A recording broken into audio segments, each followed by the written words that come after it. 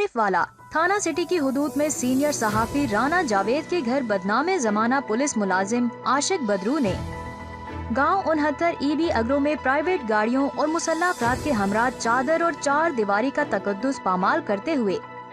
घर में जबरदस्ती घुसकर असलहा की नोक पर घर में मौजूद मासूम बच्चों समेत खवातीन और मर्दों को बदतरीन तशद्दुद का निशाना बनाते हुए घर की तलाशी के बहाने लाखों रुपए मालियत की तलाई जेवरात,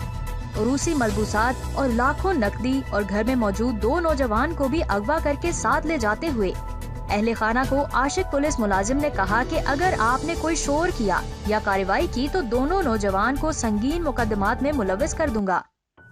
वाक़े की इत्तला पर आरिफ वाला के सहाफियों का हंगामी इजलास हुआ,